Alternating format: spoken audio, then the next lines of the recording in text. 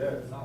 أظن أن حان الوقت بأن نتقدم ببعض الردود أخوية على كل ما ورد في تدخلاتكم. لليقين بأن الإخوة والأخوات الذين أتوا معي من اللجنة الوطنية هم وكأنهم على حرب جمر،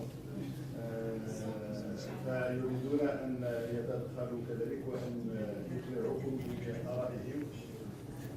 أنا في حيرة، هل أجيب أنا أولا إن صدقة المقربين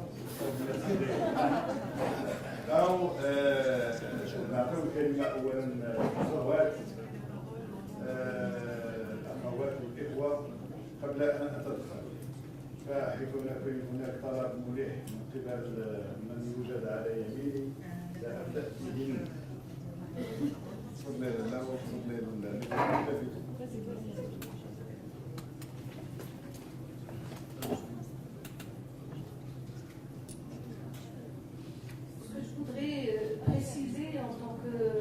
Membre de la commission, c'est qu'on est venu pour vous écouter et que la commission sait que vous obéissez en tant qu'associatif dans votre pays d'accueil à la loi du pays d'accueil.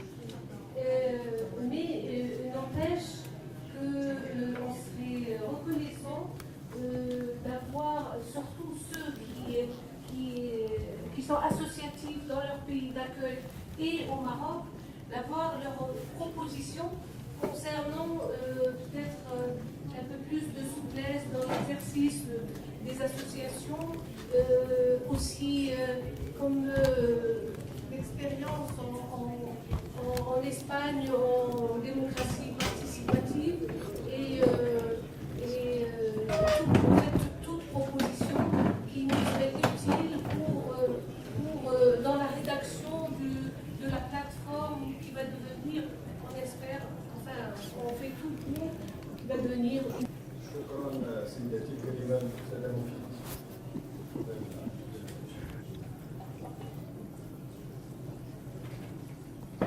بسم الله الرحمن الرحيم. سعيدة بالمشاركة في هذا اللقاء التواصلي للإنصات المغاربة أو مغاربة العالم، وعندي بعض النقاط التي تطرق عليها الإخوة من خلال مداخلتي التي وددت أن أوضح فيها بعض المعاني. أولا بالنسبة لهذه اللجنة، طبيعة اللجنة، اللجنة هي لجنة شكلت لمهمة محددة، وهذه المهمة هي تمكين للحوار بشكل أفقي والتأسيس لمبدأ التشاركية الذي هو جديد عندنا في بنيتنا السياسية، أي كيف ننتقل أو نعزز الديمقراطية التمثيلية بالديمقراطية التشاركية، وكيف يصبح التشريع والاقتراح والرقابة صادرة من القاعدة ومتشاركة مع القمة. إذن هذه النقطة كانت اللجنة هي واحد الآلية أولا مسح العمل الميداني والذي يتأسس على القرب من خلال المجتمع المدني بكل مكوناته، يعني الفعاليات والجمعيات والمنظمات. طبيعة الحال المجتمع المدني لمغاربة العالم عنده خاصيتين. الخاصية الأولى اللي تكلموا عليها الإخوة وحاولوا يوجدوا لها جواب، وهي الإطار القانوني، على اعتبار أن هؤلاء المغاربة منهم من يخضع للمواطنة، تحكمه المواطنة التعاقدية داخل البلد الذي يقيم فيه، ولكن تحكمه المواطنة في المغرب من حيث كونه بلد الأصل من جهة، وكونه مغربي ويحتفظ بجنسيته في بلده الأصل، فالمفروض أن عنده حقوق وواجبات تجاه هذا البلد الأصلي.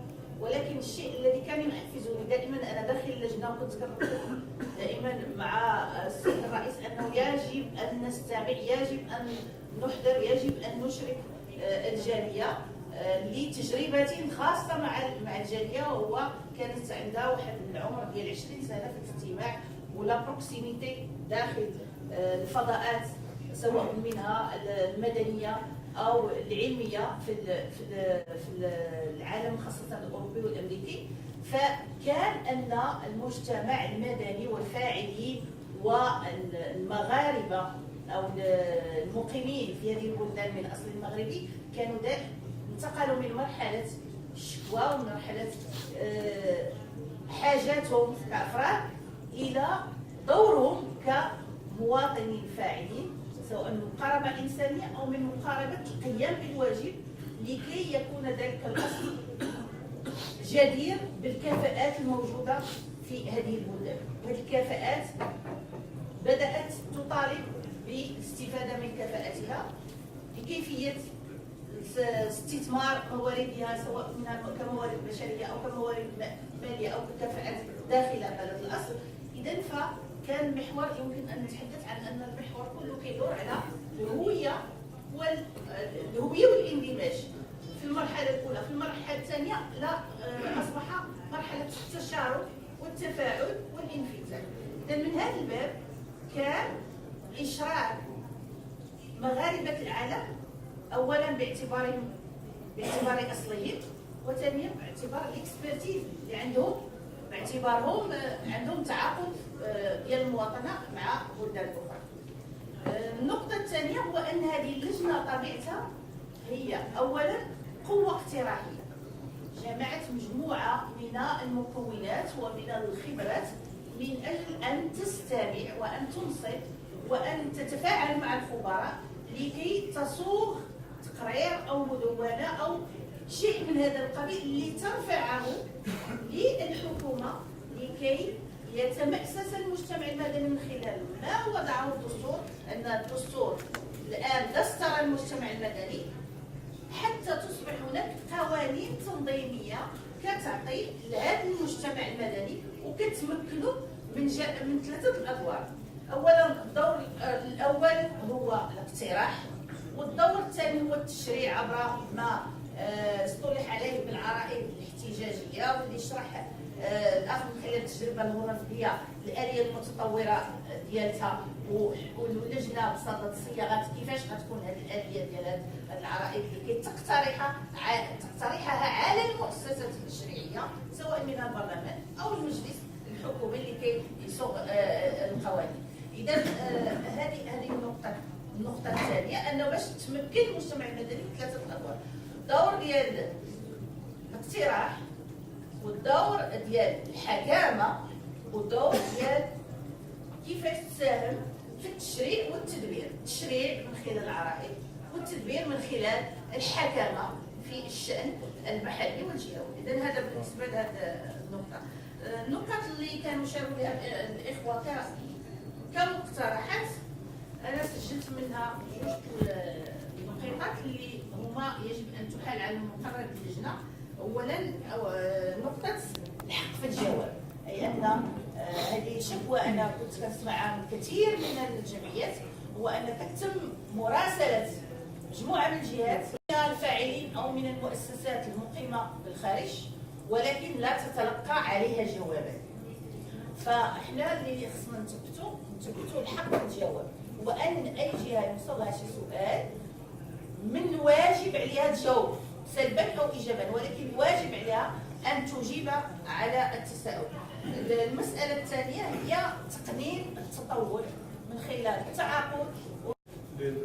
Par toutes les compétences qui sont autour de cette table, ce n'est pas de mes habitudes d'ignorer un petit peu qu'est-ce qui se passe ailleurs.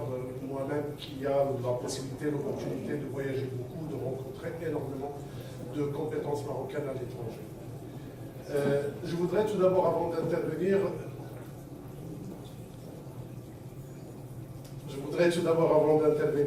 dire que en tant que membre de la commission, nous avons un cadre dans lequel nous mettons notre travail. Déjà, notre travail, c'est d'abord un travail d'écoute. Parce que nous sommes une commission en charge de gérer le dialogue. Le dialogue est entre la société civile dans sa globalité. Donc, il ne nous appartient pas de s'approprier nous-mêmes, en tant que membres de la commission, le dialogue. Le dialogue est un dialogue large, diversifié, qui concerne toutes les souches de la société marocaine. La deuxième chose que je voudrais dire, c'est que dans ce dialogue, il s'agit d'un processus. C'est un processus continu.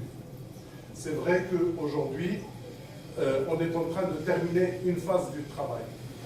Mais il faudra savoir que le travail va continuer après la Commission nationale.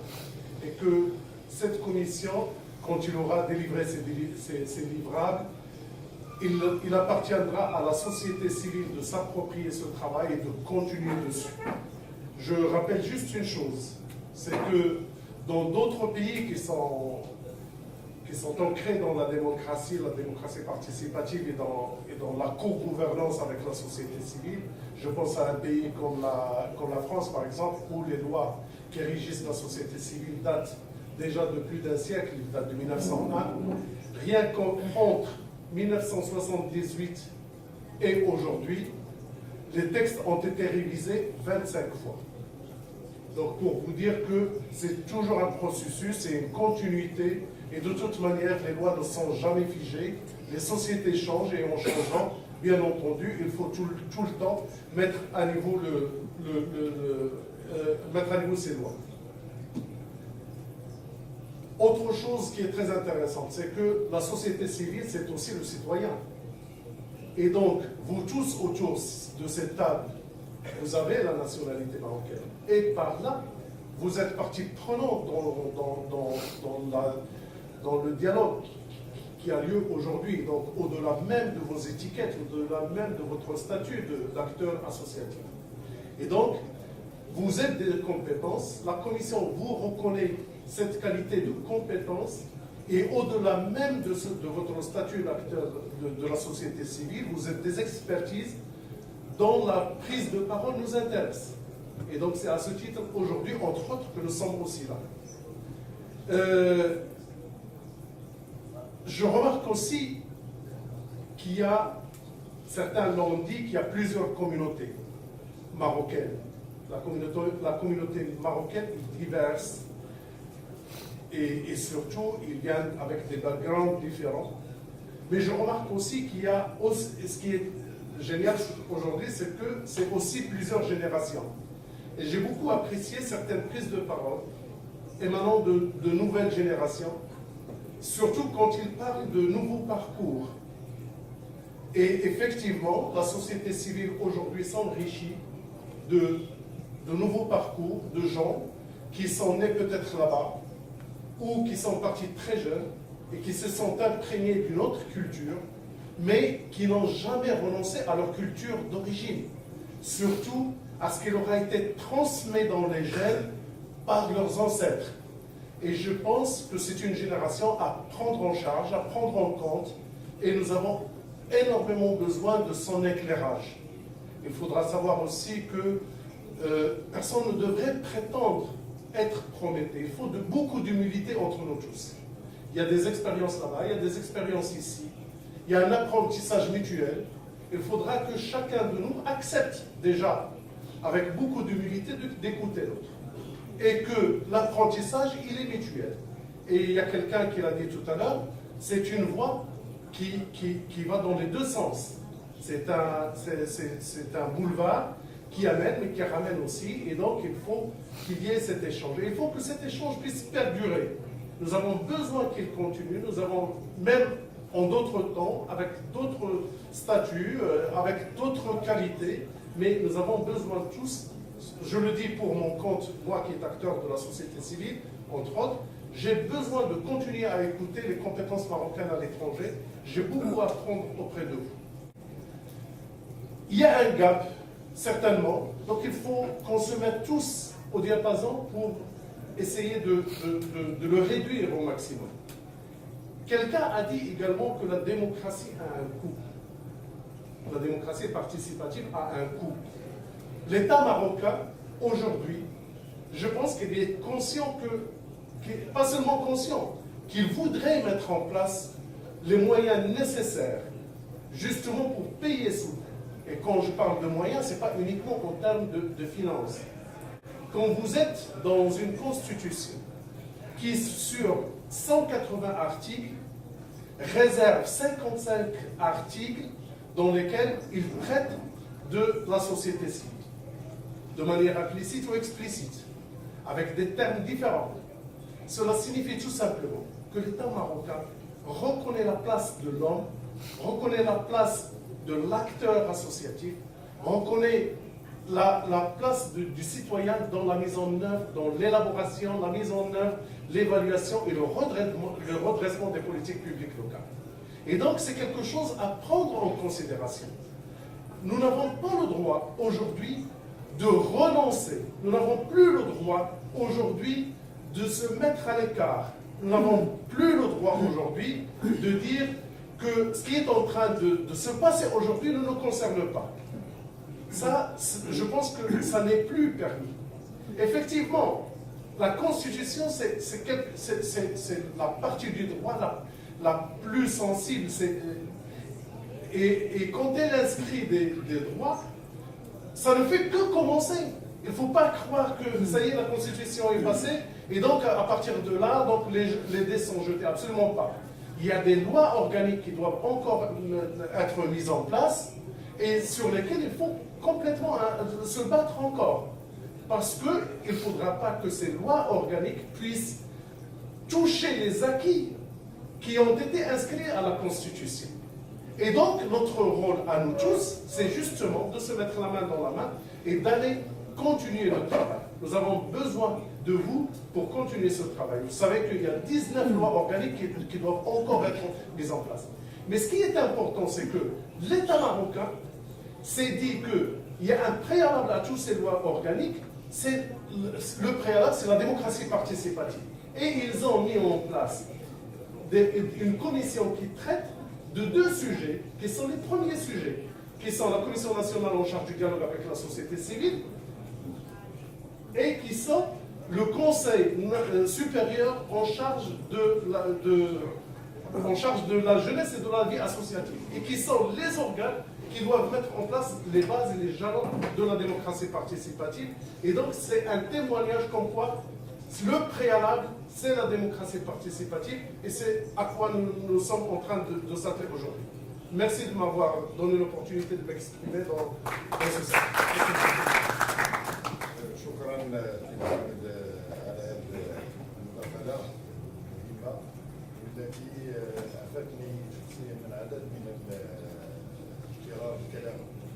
لقد ذكرني سيدريس بانه الوقت لا يرحم وعلينا ان نتوقف على الساعه الثانيه، هذه تقريبا ثانيه الى دقيقتين. اذا الدقيقتان بمزالين يعني نعطيهم سي دستور وسي سلويا ان اراد. تحيه انا عندي فقط يعني بعد الشكر للسي وكل الفاعلين. هو نداء في الحقيقه يعني اكثر من غادي نتحدث من غير انني كممبر ديال لا كوميسيون، ولكن في نفس الوقت كفاعل مدني في المجال. هنا احنا محتاجين كجمعيات في المغرب، وهذا في نقاشنا مع اللقاءات اللي درنا في الجبل، هو الاستفاده من التجارب ديال المغاربه اللي هما في الجمعيات اللي استفدوا من تجارب اخرى على المستوى الدولي. كيفاش انهم اللي يجيو للمغرب ياخذوا هما الانيسياتيف ويديروا دي زاتولي دو فورماسيون بالنسبه للجمعيات اللي في المنطقه ديالهم او في الجهه ديالهم، ماشي بالضروره حتى نقلب لنا الجمعيات اللي تيكونوا في المنطقه ما تيكونوش تيعرفوا لي كومبيتونس ديال الجاليه اللي كاينه، ولكن الا جيت وخديت المبادره انا عندي تنفهم في الماناجمنت، تنفهم واحد مجموعه الحويجات نتقاسموا مع ديك الجمعيات لانهم محتاجين لكم داخل الجهات وداخل المدن. وشكرا.